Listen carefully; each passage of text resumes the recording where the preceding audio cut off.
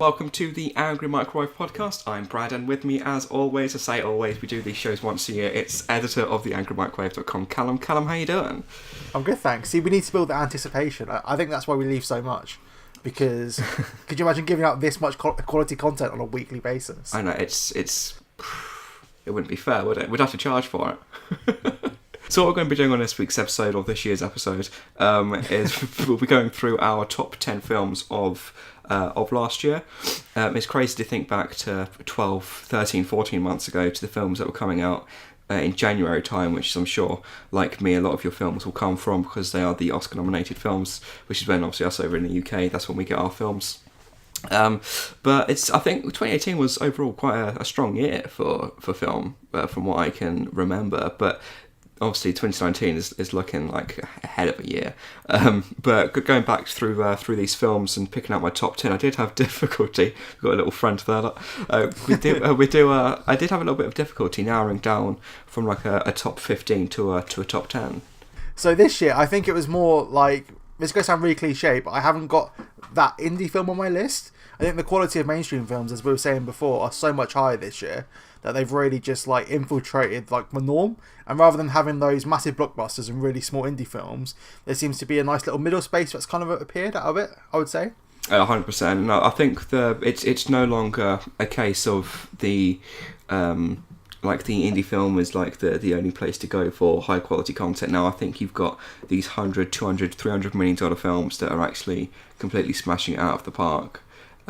Just to show how out of swing of things I am, I have forgot to put my charger on. I was going to use the office downstairs today, but my fiance, that's how long it's been since we last recorded a podcast. I'm engaged and everything now. 2 kids. Yeah, 2 kids and one. Yeah. That's how I do things. But the office is in use, which is why I'm in the bedroom at the moment.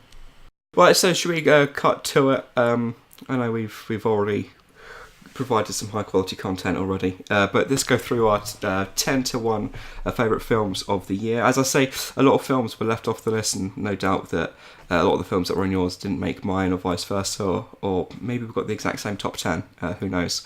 So let's start with your number 10 film of 2018, and why. So yes. For number 10, I put Assassination Nation. Oh, okay. So, weirdly, I saw this while I was in America in September, and then it was at the London Film Festival, and then it came out after. But I really enjoyed it. It was like a very like Tarantino-esque film that I just really enjoyed, and it kind of came out of nowhere for me. I literally had no idea what the film was. It was the only film playing at like 11:30 p.m, and I was like, you know what, fuck it, I'll go and see this, because I knew that it had been included in the programming for London Film Festival. So I was like, I'll save a film on my schedule there and go and see it while I'm over there. And I really enjoyed it. It's proper like bloody. It's really over the top, but I really enjoyed it. Have you seen it or heard anything about it? Or no, it's one of those films that's actually quite hard to catch. I know there's a bit of an issue with the marketing for the film, and I know there's a bit of a backlash about the film's release. I'm not too sure why that was, because I haven't seen the film myself, but it's definitely on my to watch list, because although not many people that I know have seen it, those that have said it is incredible. Yeah, it literally came out of left field for nowhere for me, and I really enjoyed it. It was that Tarantino-filled hole that I've had in my life quite recently, where he's been working on his new projects that I haven't really had. So it was definitely welcomed arrival for me. Oh, I'll definitely check that out, or I won't. Who knows? So at number 10 for me, I've got Annihilation, which was, as you said, it kind of filled a certain hole that you were looking to fill. This sci-fi film was completely original. I loved the concept. I loved the production of it, and it's a film that, you know, 2 hours later, I'm like, I was blown away. I could do with more. That could have easily been a 5-hour film, and I would have loved it just as much. There's just so much. The world was so rich, and it's quite scary in places, which I think great sci-fi almost has to be. I was so gutted that this one didn't have a cinema release. Yeah, it was one of those Netflix releases where they didn't put it in any cinemas at all. I think they had one screening, which was announced after it came out, because I was literally looking to go and see it in a cinema because it looks so gorgeous by the trailer, and I was gutted that I couldn't. Yeah, it certainly was the kind of film that if you saw it in on the big screen, on the bigger screen, I'm sure it looked great in IMAX, even though it wasn't shot in IMAX. You know, it just looked beautiful. but is it Alex Garland who made the film? Like, he's done so many 28 great Days things. Later, he wrote it as well. Yeah, And directed Ex Machina. he hasn't put a foot wrong, in my opinion. And this is just another great film in his catalogue of, a flawless catalogue, in my opinion. But yeah, it's a great sci-fi. It was original and contained all the elements of a great sci-fi film. Yeah, it definitely reminded me of Arrival the year after, where it had that kind of like mysteriousness. And it was one of those films that when I first watched it, I wasn't fully on board with it. But like as soon as I started reading up about all the like metaphors and all the readings that people have like found from this, it's fascinating, and I'm dying to go back and watch it. So, and I think that's one of the points. Going back to what you're saying about it not having a cinema release, I think when you watch certain things at home, you're more exposed to more opportunities to be distracted, essentially. And a film like that contains so many metaphors and so many like subtle clues or subtle hints to a larger picture. I think you sometimes miss some of those if you're watching it just at home when your kids are running around. This is why I'm really worried to go and watch Roma at home, because it's one of those like slow but great films. Yeah. And I'm really worried that I'm going to get distracted, so I kind of need to like sit myself down, turn my phone off, and just focus on watching that only. But it's so hard like in this day and age when there's so much shit. Yeah. It's like beeping or going off. Yeah, I was surprised that it didn't get a cinema release, but a great film. Nonetheless, I'd certainly recommend everyone checking that one out. What do you have at number 9? So I have Black Klansman at number 9. Oh, okay. This film was fucking brilliant. Again, it was one of those films that just like appeared from nowhere. Like I think there was like a 2 or 3 month delay from when the US one got released, and there wasn't much buzz about it. But like the fact it's like still like doing well in cinemas, like even on like one-off screenings now, kind of proves how good it is, because it literally built from like 1 or 2 screens and then more the week after, and now it's this Oscar-nominated film. Like, who would have guessed that this film would have been Oscar-nominated? And completely deserves to be.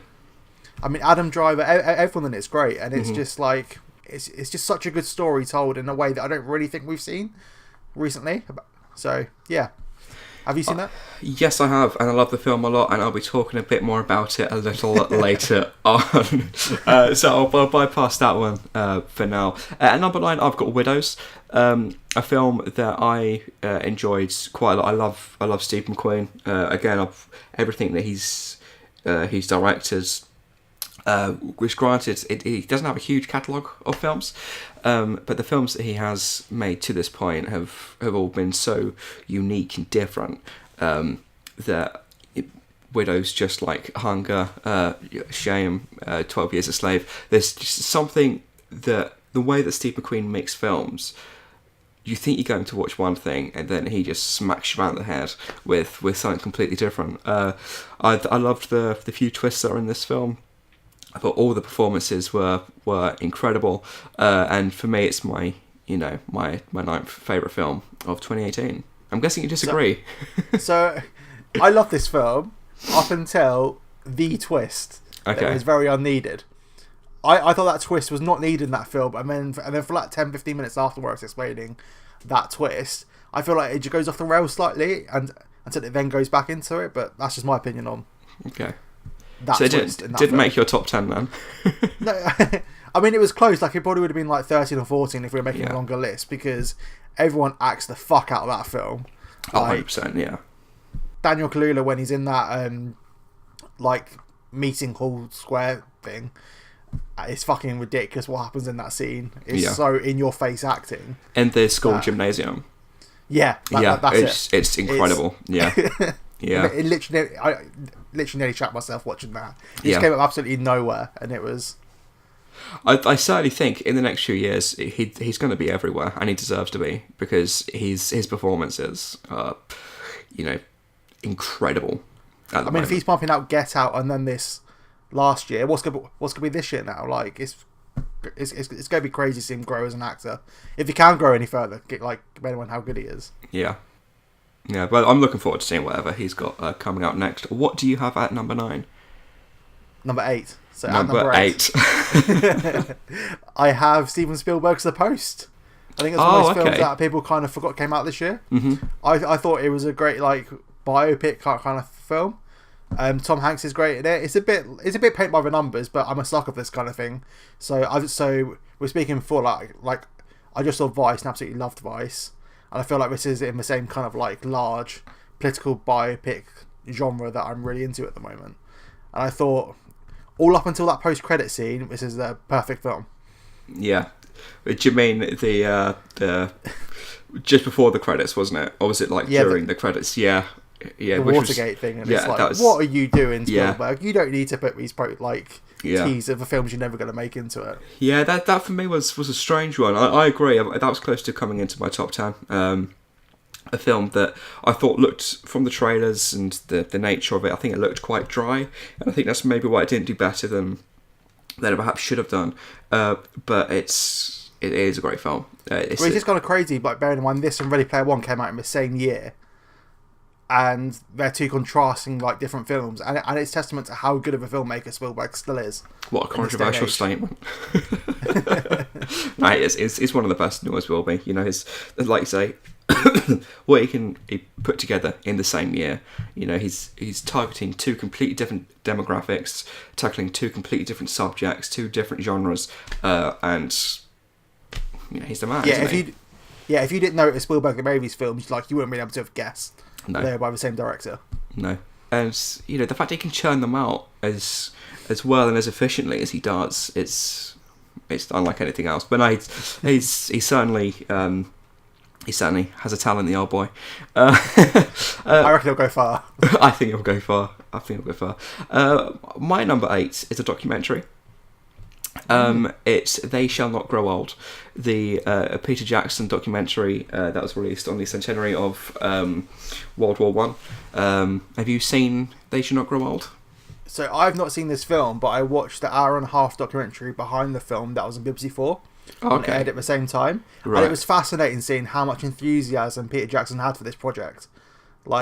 It's insane, the lengths they went to, and so that film kind of went into the fact that all of his stuff that he was making and recoloring, he was using his personal archives from the war to make sure it all lined up, which is it's just really nice to see a filmmaker of his pedigree using his passion for something that's gonna literally go down in history and will be a really massive key point for these generations going forward to learn about this event. It's very rare, I think, that I'd put a documentary in my top 10 films of the year, because a lot of the time when we're running down films like this, we often are talking about fiction, but I think the film is so important, and it was delivered in such a way where, like you said, you can just tell that so much enthusiasm and love went into that film, and I think it is an important film, and I think it's a film that should be shown in schools, because it certainly does add a new aspect to what it's almost opened a new door to what we can see and what we can learn from the First World War, and I think it just makes it even more heartbreaking. But for me, it's a fantastic film and deserves to be in the top 10, one of my favourite top 10 films of the year. So number 7 for you, Sea Dog. What do you have? Okay, that's so weird you call me Sea Dog, because at work there's someone at the moment that's convinced of making that a nickname for me. Sorry, just very sore subject there. Okay. I can only apologise. So at number 7, I put Coco. Oh, okay. This was Pixar's return to best original content. I thought it was a great original concept. It celebrated that culture in a way we haven't really seen before. Except from apparently The Box Trolls is a film that basically has the same plot, but I'm yet to see this. Right. But I really enjoyed it. I thought the music was great and it looked gorgeous. So, bearing in mind that The Incredibles 2 came out this year, and I kind of think The Incredibles 2 kind of didn't really fulfill everyone's need for that film, or at least in my opinion, it was just a fine installment. This had way more impact on me as a film. That's I think it is important to note just how strong animated films were last year. There were so many great animated films. It's not on my list of my favourite animated films of the year. In fact, I don't really like the film. But it was really hard though to bypass just how much effort went into making a film like that, because the animation is flawless.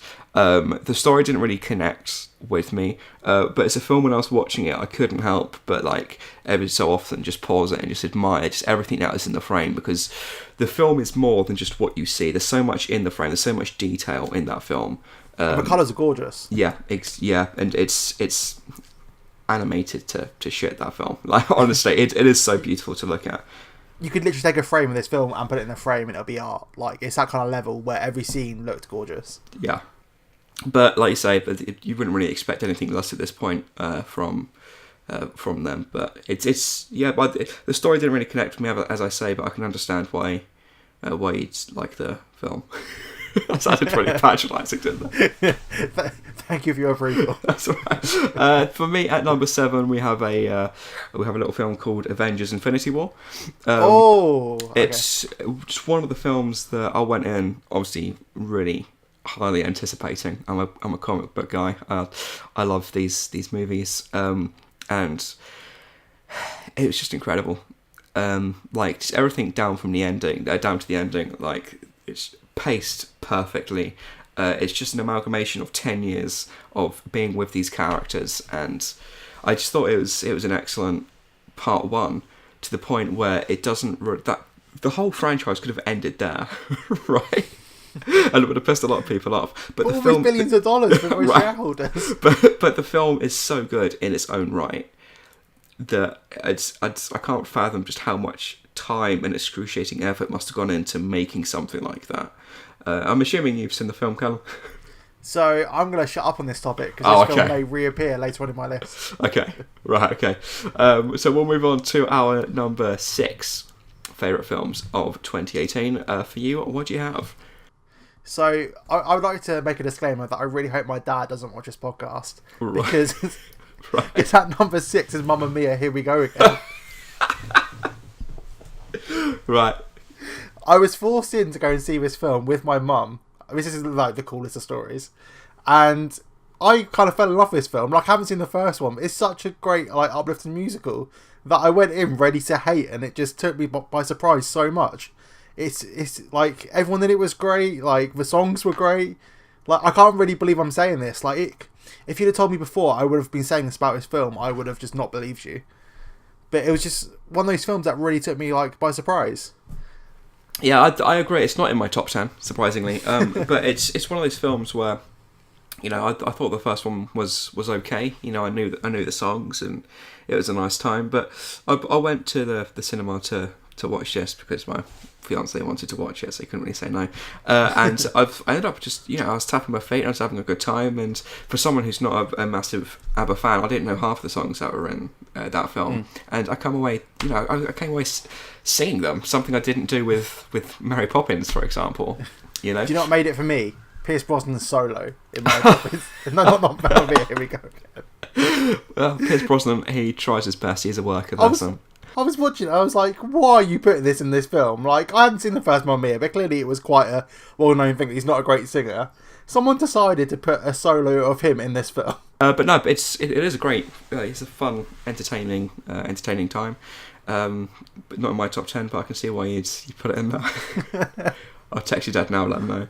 Oh, thanks. We have a slightly different film at my number 6, which is Black Klansman. Going back to what we were saying earlier, it's a film that I was really enjoying. I thought it was powerful, obviously an incredible film, and then the last 10 minutes just made me cry.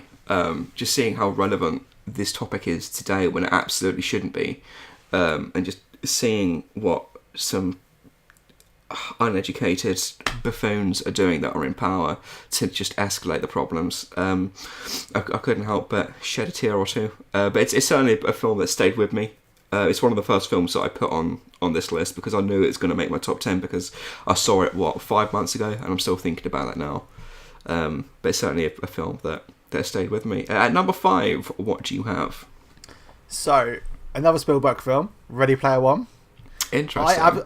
I absolutely adore this film. I know that I'm a sucker for taking in all these pop culture references because it feels really wrong because I know that they're playing on me, like, specifically to like this film, but I really fucking enjoyed it, and it was just one of those films like you go for the ride on it. I saw it in IMAX for the first time when I saw this, and it was one of those films that is made for IMAX. Like, the sound was incredible, the screen was massive, and they've got it on again next month as part of Cineworld's IMAX Fest, and I'm going up to London to see it again because I can't really miss that opportunity to see this film on such a large screen again. it was just it blew me away, this film, and I wasn't really expecting it to. Yeah, I agree to an extent. Like, the film is made for people like us. You know, any little reference that's in the background, we're like, I know this one. I know it's this got a one. fucking Iron Giant in. Right. Any film with the Iron Giant's going to be in my top 10 list. I don't think for me it didn't really work as a narrative on its own. I don't think it was pieced together as well as perhaps I wanted it to. But that's not to say I disliked the film, because there's so much in there that just gave me, a little, and I was just blown away with just the incredible detail. And as you say, like, compare this to The Post, which was released in the same year. Like, that sounds crazy to even mention those two in the same sentence. Yeah, now. it does. But it is an enjoyable film, and I can see why a lot of people are in love with this film. It does seem quite polarizing, but I think it was always going to be, wasn't it? A film like that. I think people were quite aware on how much they were going to play with the references as well, and try and get that in point, because I don't think it made a huge ton of money either. I think it just made enough. But yeah, I really enjoyed it. So for me, it's number 5 on my list. Yeah, for my number 5 is Lady Bird. I don't know if you've seen this film at all. But it's just a film that I was in love with. It's right down my street. Like just the whole tone of the film from start to finish. I was laughing, I felt sad. Like, I just fell in love with the characters, because it's probably one of the realest films that I've seen in 2018. It just felt like I could relate to any number of threads and narrative threads in that film, and I personally loved that very much. Thoughts? Yeah. Again, it's one of those films that I went in thinking I was going to love it more than what I actually did. Okay. But I mean, Greta Gerwig, like, anything she touches at the moment literally goes to gold. Mm-hmm. So I mean, it's just another great coming of age story. But for me, there was a better coming of age story that came out this year that kind of like fulfilled that like need for me. So okay, are you going to talk about that a bit later? Yeah. Tease. Okay. Fair enough. So we'll move on to our number 4 favourite films of the year. What do you have? So my list has 4 films that I saw in IMAX this year, and this is the second one that I saw in IMAX so far. And this is Mission Impossible Fallout. What a fucking film! Incredible film, absolutely incredible film. I will talk about it a little bit later on, but it's fantastic. Honestly, from start to finish, that film is. It's perfect, isn't it? It's as good of an action film as you can hope to find. It's literally I feel really bad being British and saying this, but I think this is like fulfilled Bond's spot at the moment. Mm-hmm. While James Bond is fucking around doing whatever they're doing, sacking Danny Boyle. I mean, not gonna be a great start there if you're sacking Danny Boyle, but like, it's just really like fulfilled that spot for me that kind of James Bond has kind of lost in recent years. Like, Bond doesn't really do many stunts by himself that more. I don't think. Like, I feel like Pierce Brosnan kind of had that like gimmick, and then it kind of got a bit lost with Daniel Craig. And now you look at Mission Impossible, where Tom Cruise is literally like stalling helicopters and going down fucking cliffs. Like, the greatest thing about this franchise is like it's almost like the stuff that's surrounding the film, like the fact that we see like behind the scenes pictures, that we know that he's doing all of these stunts. In fact, 2 nights ago, my fiance and I watched Mission Impossible Ghost Protocol, and just to think that he's still doing films like that was number 4 in the franchise, and like the stuff that he was doing, whether he's on wires or not, dangling off the tallest building in the world, or dangling off helicopters, or hanging off cliffs, like he's doing it all for real, and you can't help but have your breath taken away when even when he broke his ankle and then went on the Graham Norton show like 2 days later or whatever it was. Mm-hmm. Like, what other film productions would let people do that? Mm-hmm. I was listening to the Empire spoiler cast that they made about this, which I definitely recommend. Yeah, it's so fucking good though. Literally, it's worth every minute. And they were talking about how they just like didn't really have a script, and they just went out and shot stuff and hoped for it to work. And it's just crazy that like in this day and age, that productions are allowed to do that. It kind of shows how much faith they have in Cruise and McQuarrie. Is that his name, the director? Chris McQuarrie, yeah. That's it. So, and I'm really excited for them to come back and make the next two, which is great news for me. Because to be honest, I couldn't really care much about the Top Gun sequel, but knowing that these two are now coming straight after that, Yeah. I literally can't wait for it. Yeah, he was the first director to do multiple Mission Impossible films, because he directed 5 as well. And the fact that they might bring him back for a 6th, I'll be completely happy with. And this franchise, I think, from the 3rd one, has just gone from strength to strength. Every film just keeps getting better and better. I started watching the first one before this, so I watched 1 and 2, and this series has come so far since, literally since like the first and second one. They're like completely different films now. They are. I completely agree. And actually, going into this, my fiance asked me, so do I have to have watched the first 3 to see the 4th one when we were watching Ghost Protocol? And I said, you know what, these films work as serials. I think like you can easily go into these films and just watch that one and not seen any of the others, because they work so well in their own right. And the fact they're making all of these films feel so different is ballsy. But I think it's something that's really working well for them. And also, the cold open of this film's fantastic. I was not expecting it. I was like, fucking hell, this film's dark. And then as soon as the thing happens, I'm like, okay, yeah, we're back on track. Yeah, but yeah, like I say, especially now there's a bit of a hole with Bond, and that's becoming a bit of a laughing stock now. Like, obviously we don't have the Bourne films. Like, it really is the the franchise, I think, for this kind of genre. Yeah, definitely. And I think some of the films were shot in IMAX, and it just looks stunning as well. Yeah, and which is why it's also my number 4. So we'll go to our top 3 now. What do you have? So controversial. I really enjoyed Love, Simon. Have you seen Love, Simon? I have. I thought it was an incredible film, actually. I literally, it was my coming of age story this year. It was such a good, like, that genre of film. Obviously, I preached about how good Boyhood is, because it's literally one of the best ones ever made. And this is literally up there for it. I just absolutely adored this film again. I thought it was great, and it hit all the notes, and it's going to represent a massive generation of people coming up. And I thought, yeah, it was really, really good. It was a film that I wasn't really emotionally ready for. It's a film that struck certain chords in such a relatable and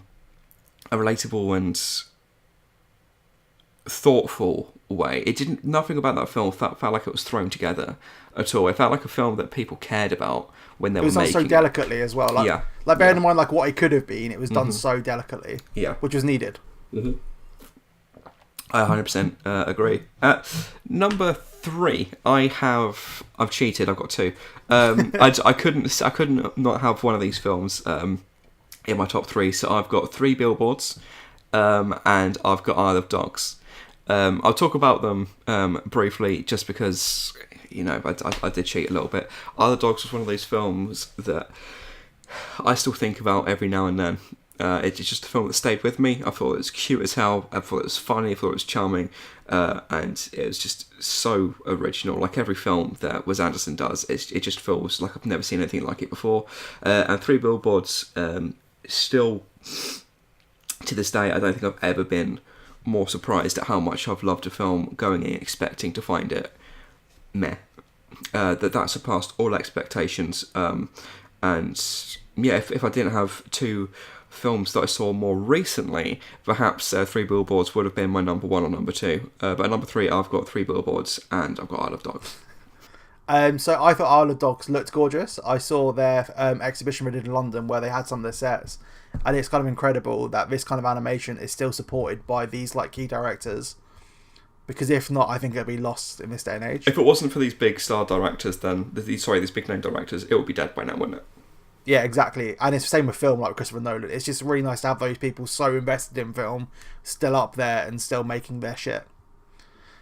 But as for the film, I didn't really like the film as much, but it was one of those films where I could just look at it and be like, sit there in awe of the animation. So it's kind of one of those 2 kind of things. Yeah. 3 Billboards. Woody Harrelson is the unsung hero of this film. Oh, like, 100%. I don't hear enough people literally speaking about his performance. He came out of nowhere for me. It was one of those actors that I didn't really I knew him from like Zombieland and like Hunger Games and all those kind of films, but I'd never really seen him like take his hand at a drama film, and I thought he absolutely smashed it in this.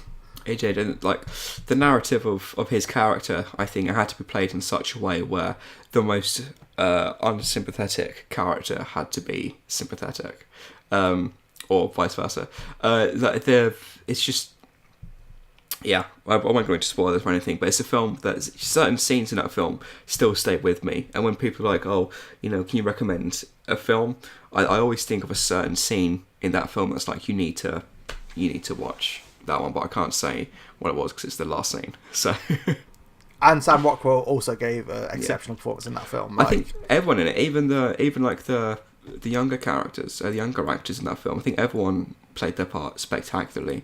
But I won't go on too much about my number 3 because I do have 2 films. What do you have in your top 2? What your second favourite film of 2018?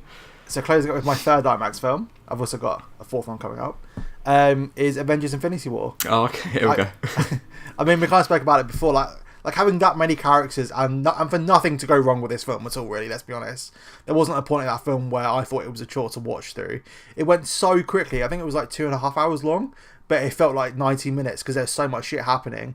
And to get that balancing act done right, like bearing in mind so much of the action was on one planet or somewhere else, it just worked so well. Like, I would hate to see the edit timeline of this film. Like, it must have been an absolute pain to have done. But, like, all those characters coming together for the first time. Like, it was the first time we saw Guardians, really, with other people. And it just all, like, worked so much. And, like, I kind of worry about James Gunn not being around any longer. But then seeing how the Guardians were handled in this film, like, it just makes me feel like I'm still in safe hands with this universe. And I don't think there's a more anticipated film at the moment than Avengers Endgame. Yeah, but I think you'll be hard pressed to find any like big movie fan that's looking forward to anything that isn't, well, maybe Lion King, but that's not Disney related. The thing is, like, I legitimately think people are more excited for Endgame than they are Star Wars at the moment. They are. I feel like people are more invested into Avengers rather than Star Wars. Yeah. Which if you had told me that like a year ago, like before Infinity War came out, that would have sounded crazy to have said. But I think people are just so invested now in this universe that they can't wait to see what happens next with those characters. I can't really say the same for those Star Wars characters at the moment. Like, I didn't think The Last Jedi was a bad film. I thought it was good. But I'm just not as invested in that universe, which kind of feels wrong to say, but I feel like that's how I feel at the moment. To show how strong the MCU is at the moment, if Captain Marvel comes out and people hate that film, I don't think that is going to impact Endgame. Hardly it's at all. bulletproof at this point. Yeah. I mean, look at Ant-Man and the Wasp. Like, I don't think that got like great like consensus around the board, but it was just like, oh, okay, that was fine. Let's move on to the next game. It's got like that enough like tangents going on now. So you got Spider-Man coming up. You got all these other films that you're like, there's always something for you in there. I mean, you just watch the other films as like, oh, okay, it's on at the cinemas. Let's go and see them. I mean, everyone has their like favorite like byline at the moment, and I think that's such a great setup to have. And I feel like that's what Star Wars tried to have with like Solo, and they just couldn't build it because they're trying too much too early on, rather than where they built up from the characters up and then went into these massive arcing storylines with Avengers. So I went back and watched the first Spider-Man, the first Iron Man the other day, and it's incredible to think that film was 11 years ago now. But from day one, this franchise has been strong because they've been putting out great individual films, and the fact that these Avengers films where you've got all the characters coming together, the fact they are just as strong or even stronger than the standalone films, I think it's just a testament to just, like you said, that they're almost bulletproof at this point, aren't they? Yeah, I totally agree. I did the Road to Infinity War thing where you watch the film every week leading up to it, and see how far that's like developed too. It's a bit like with Mission Impossible, just seeing it like expand upon what it is and then what it means to everyone. Like, and literally, I don't think anyone will challenge me, but like each phase at the moment has gotten way better than the previous phase. Like literally, so maybe like 3 or 4 years ago, I wouldn't be that excited, but now like they've got my faith, and I will always go and watch like whatever they release now. Yeah, so, and I completely agree. I don't. think I've missed. Well, I haven't missed any Marvel film in the cinemas since I think Phase 1. And I think that goes back to like the Hulk film. I think that may have been, and that's before we even knew that this was going to be the massive interconnected universe that it is today, which just goes to show how strong it is. And it was also my first film that I watched. I think it was my first ever feature film that was shot entirely in IMAX. And seeing it on that screen was insane, seeing like the colours pop, like everything. It was just such a great atmosphere to be in. I saw it on the opening day with a full auditorium in the IMAX. And that kind of shared experience is something that doesn't really happen that often anymore. And it was just, I'm so glad that I made that effort to go and see it in IMAX with a full auditorium. Okay, so at my number 2, I have A Star Is Born. This film is this your number 1? So this is my number 1. So shall we speak about it as a shared thing then? Yeah. Tell you go ahead. If it's your number 1, let's talk about why it's your number 1. So last year I saw it in a small screen and it was empty, and I didn't know why it was empty because it's such a extraordinary film. I think I've seen it 3 or 4 times in cinema. The most recent time being in the IMAX re-release that we did about 2 weeks ago. And it's just incredible performance, and the fact that Bradley Cooper hasn't got an Oscar nomination really fucking winds me up, because it was his first directing film, and just look at how it turned out. Everything was great in that film. Literally the story, the characters, the songs. Like, it was just such a well-crafted piece that's put together, and it could have gone so wrong so easily. Like Lady Gaga, like one of the best like performances this year in my opinion. Literally everyone, it was so good. Like, I don't even know how to explain how good I think this film is. I think this film is being very hard done by in some of the award ceremonies, but as we'll talk about in the next podcast, award ceremonies are a bit bogus, unless we ever win anything, of course. But yeah, this film from start to finish is incredible. The performances, I don't think you could have got a better performance out of anyone. If Daniel Day-Lewis was in this film, I don't think the performance would have been any better. Honestly, everything about this film I fell in love with. I found it heartbreaking. I found it authentic. And I just think the fact that this is, the 4th rendition of this story, of this film, and the fact that it still feels new, and the fact they've brought it into modern day. I found some people say the most unrealistic thing about this film is the fact that it's about a rock star who's still trying to be relevant, and it's like, if you've seen the film, you understand that that's his problem. He's not relevant anymore.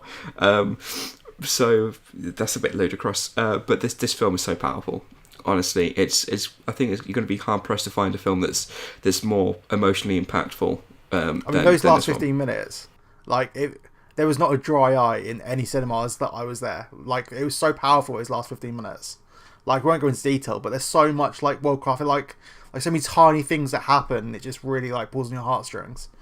Yeah, and I honestly think this is going to be the kind of film that they'll teach in film schools at some point, because the sound design in this film, now, it's can't be stated enough, right?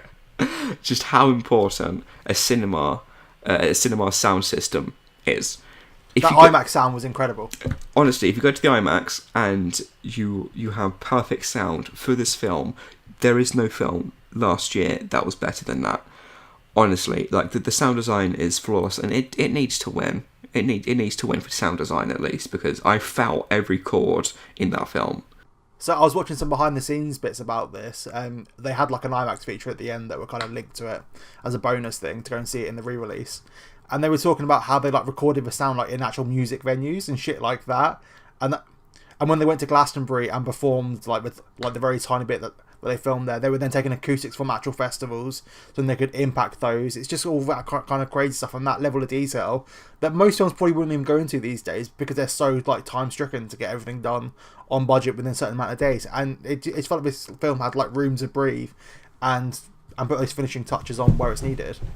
The fact this was his directorial debut is actually insane. It's actually unreal, and I cannot wait. And his performance as well. Like, yeah, I don't really get like why he's not like the the like forerunner for best actor in all these award ceremonies, because like I don't really understand like how he could have given a better like performance in that film.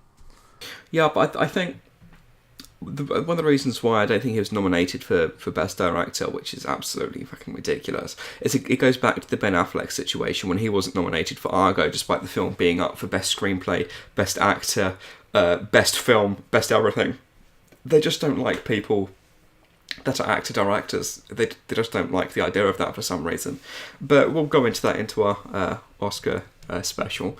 At some point. So a slight gear change for my number one. It was very close. I had to go... My heart said, let's go for A Star Is Born. My head said, let's go for A Star Is Born. But I'm stupid and I'm heartless. So my number one favourite film of the year, and it was only marginally, is Spider-Man Into the Spider-Verse. This film... Okay, I feel that sigh, but this film was so original. Okay, I had so much fun. I laughed. I cared about these animated characters, and I cannot wait to watch this film again. As soon as it comes on Sky, I'm going to watch this film again and again and again. It's a film that stayed with me, and I cannot recommend this film enough. I don't think enough people saw it. It needs to win Best Animation, in my opinion. You clearly think differently if you think Coco is the best animated film of the year.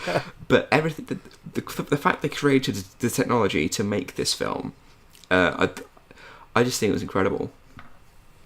Go on, Callum. Go on. So, I thought this was a good film, but like it wasn't up there in my top films. But I can totally understand why people like falling in love with it. Again, like it's an art style that we don't really see at all, like at the moment.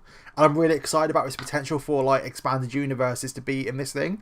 Like literally, like imagine Marvel taking this concept and then doing all the like really cool stuff. Like it would be so perfect for them to do this alternate universe where they can then explore these other story ideas.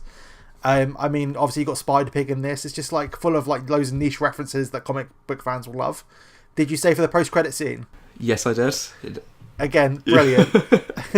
Yeah, it's a film that I think was aware of who its audience was going to be. It's a film that was expensive, and it was a very big risk. And I can see why this style of animation I doesn't really sit right with some people, and I can see that. But for me to see it on the big screen, and it was just such a great year last year for Spider-Man. We had Into the Spider-Verse, which is obviously my favourite film of the year. We had Avengers Infinity War, where, you know, obviously Tom Holland's Peter Parker is untouchable at this point. Or is he? And we had obviously the Spider-Man PS4 game. So as a Spider-Man fan, last year was all over the shop, honestly. It was just an incredible year, and topped off by my favourite film of the year, which was Spider-Man Into the Spider-Verse. I'm seeing this in the IMAX again in a few weeks as part of their IMAX film, and I feel like my opinion may change like when I go back in and see it, like knowing what more to expect from it. So I'm really excited to go and revisit. I'm very interested to see if you like it more or less when you watch a second time. Shoot me a message in the DMs. So those are our top 10 films of 2018. I'll quickly run through ours from 10 to 1. Mine were Annihilation, Widows, They Shall Not Grow Old, Avengers Infinity War, Black Klansman, Lady Bird, Mission Impossible, Fallout, Three Billboards / Isle of Dogs, A Star Is Born, and Spider-Man Into the Spider-Verse. Cool. Mine is at number 10, Assassination Nation, followed by Black Klansman at number 9. At number 8, The Post. Number 7, Coco. Number 6, Mamma Mia, Here We Go Again. Still feels wrong to say that.